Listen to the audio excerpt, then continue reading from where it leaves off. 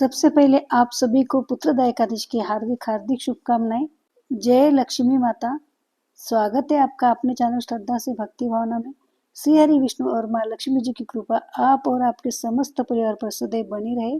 तो आज के वीडियो में हम श्रावण पुत्रदा एकादशी की व्रत कथा सुनेंगे। हिंदू धर्म में एकादशी व्रत भगवान विष्णु को समर्पित है। एकादशी का व्रत करने से मनुष्य को शुभ फलों की प्राप्ति होती है। आइए कथा श्रवण करते हैं। एकादशियों के महात्मा का आनंद लेते हुए धनुर्धर अर्जुन ने कहा, हे प्रभु, हे कल्याणकारी और महापुण्यदायी, कथाएं सुनकर मेरे आनंद की सीमा नहीं है और मेरी जिज्ञासा बढ़ती जा रही है। हे कमल नयन, अब आप मुझे श्रावण माह के शुक्ल पक्ष की एकादशी की कथा सुनाने की कृपा करें। इस एकादशी का क्या नाम है तथा इसके व्रत का क्या विधान है? इसमें किस देवता का पूजन किया जाता है और इसका व्रत करने से किस फल की प्राप्ति होती है? श्री कृष्ण ने कहा, हे धनुर्धर, श्रावण माह के शुक्ल पक्ष की एकादशी की कथा के श्रवण मात्र से अनंत यज्ञ का फल प्राप्त होता है। हे पार्थ, द्वापर युग के आरंभ में महिष्मती नाम की एक नगरी थी। उस नगरी में महाजित नाम का एक राजा राज्य करता था। वो पुत्रहीन था, इसलिए वह सदा दुखी रहता था। उसे वह राज्य, सुख और वैभव सभी कुछ बड़ा ही कष्टदायक प्रतीत होता था, क्योंकि पुत्र के बिना मनुष्य को यह लोक और परलोक दोनों में सुख नहीं मिलता है। राजा ने पुत्र प्राप्ति के बहुत उपाय किए, किंतु उसका हर उपाय निष्फल रहा।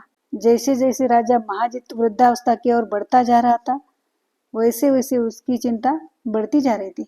एक दिन राजा ने अपनी सभा को संबोधित करके कहा, न तो मैंने अपने जीवन में कोई पाप किया है और न ही अन्यायपूर्वक प्रजा से धन एकत्रित किया है, न ही कभी प्रजा को कष्ट दिया है और न कभी देवता और ब्राह्मणों का निरादर किया है।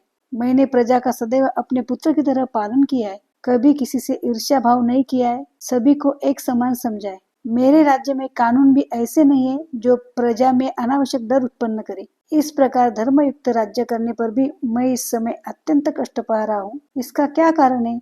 मेरी समझ में कुछ नहीं आ रहा है। आप इस पर विचार करें कि इसका क्या कारण है और क्या इस जीवन में मैं इस कष्ट से मुक्त हो पाऊंगा? राजा के इस कष्ट के निवारण के लिए मंत्री आदि वन को गए, ताकि वहां जाकर किसी ऋषि मुनि को राजा का दुख बताकर कोई समाधान पा सके। वन में जाकर उन्होंने श्रेष्ठ ऋषि मुनियों के दर्शन किए।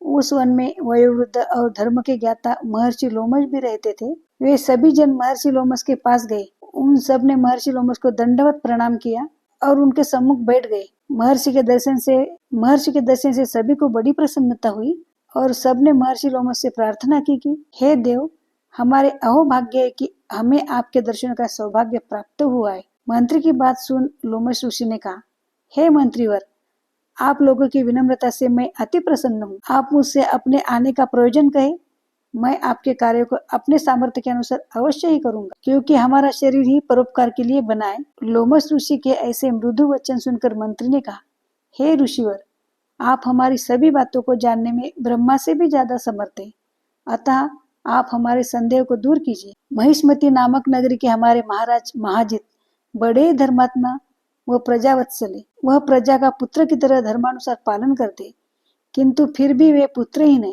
हे महामुनि, इससे वह अत्यंत दुखी रहते। हम लोग उनकी प्रजा है, हम भी उनके दुख से दुखी हो रहे हैं, क्योंकि प्रजा का यह कर्तव्य कि राजा के सुख में सुख माने और दुख में दुख माने। हमें उनके पुत्रहीन होने का अभी तक कारण ज्ञात नहीं हुआ है, इसलिए आपके पास आए हैं।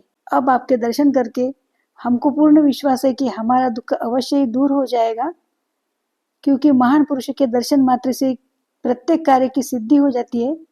अतः आप हमें बताने की कृपा करें कि किस विधान से हमारे महाराज पुत्रवान हो सकते हैं। हे ऋषिवर, यह आपका हम पर व हमारे राज्य की प्रजा पर बड़ा ही उपकार होगा। ऐसी करुणा प्रार्थना सुनकर लोमश ऋषि नेत्र बंद करके राजा के पूर्वजनों पर विचार करने लगे। कुछ पलों बाद उन्होंने विचार करके कहा, हे भद्रजनों, यह राजा पिछले जन्म में अत्यंत उद्दंड था तथा बुरे कर्म किया करता था।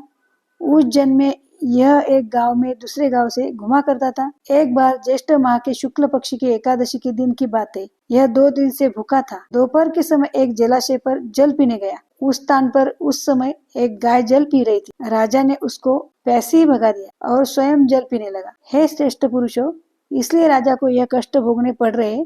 एकादशी के दिन भूखा रहने का फल यह हुआ कि इस जन्म में वह राजा है और प्यासी गाय को जलाशय से भगाने के कारण पुत्र ही नहीं। यह जान सभी सभासद प्रार्थना करने लगे, हे ऋषि श्रेष्ठ, शास्त्रों में ऐसा लिखा गया है कि पुण्य से पाप नष्ट हो जाता है, अतः कृपा करके आप हमें ऐसा कोई उपाय बताइए जिससे हमारे राजा के पूर्व जन्म के पाप नष्ट हो जाए और उन्हें पुत्र रत्न की प्राप्ति हो। सभासदों की प्रार्थना सुनकर लोमस मुनि ने कहा, हे श्रेष्ठ पुरुषों, यदि तुम सब श्रावण माह के शुक्ल पक्ष की पुत्रदा एकादशी का व्रत और रात्रि जागरण करो और उस व्रत का फल राजा के निमित्त कर दो तो तुम्हारे राजा के यहाँ पुत्र उत्पन्न हो सकता है, राजा के सभी कष्टों का नाश हो जाएगा।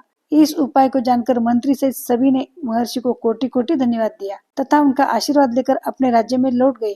इसके बाद उन्होंने लोमस ऋषि की आज्ञानुसार पुत्रदा एकादशी का विधान पूर्वक उपवास किया और द्वादशी को उसका फल राजा को दे दिया। इस पुण्य के प्रभाव से रानी ने गर्भ धारण किया और 9 माह पश्चात एक अत्यंत तेजस्वी पुत्र को जन्म दिया। हे पांडु पुत्र, इसलिए इस एकादशी का नाम पुत्रदा पड़ा। पुत्र की इच्छा रखने वाले मनुष्य को विधान पूर्वक श्रावण माह के शुक्ल पक्ष की एकादशी का व्रत करना चाहिए। इस व्रत के प्रभाव से यह लोक में सुख और परलोक में स्वर्ग की प्राप्ति होती है। तो ये कथा यही समाप्त होती है। पुत्रदा एकादशी के दिन आप कथा का श्रवण जरूर कीजिए। आशा करती हूँ आपको ये कथा अच्छी लगी है। यदि कथा अच्छी लगी तो वीडियो को लाइक किया कीजिए, क्योंकि आपका एक लाइक हमारे लिए बहुत महत्वपूर्ण है। इससे हमें और अच्छी वीडियो बनाने की प्रेरणा मिलती है। और श्री हरि विष्णु और माँ लक्ष्मी जी के सच्चे भक्त हो तो उनके नाम का जयकारा कमेंट में जरूर लगा दें। ज्यादा से ज्यादा शेयर कीजिए। और हाँ, सबसे महत्वपूर्ण बात, यदि आप मेरे चैनल पर नए हो या पहली बार आए हो तो चैनल को सब्सक्राइब करना बिल्कुल भी ना भूलें। साथ ही में बेल आइकन भी क्लिक करें ताकि जब भी नया वीडियो अपलोड करूंगी सर्वप्रथम आपको नोटिफिकेशन मिल जाएगा। तो मिलते हैं ऐसे ही जानकारी पूर्वक वीडियो के साथ। धन्यवाद। जय लक्ष्मी माता। ओम नमो भगवते वासुदेवाय नमः।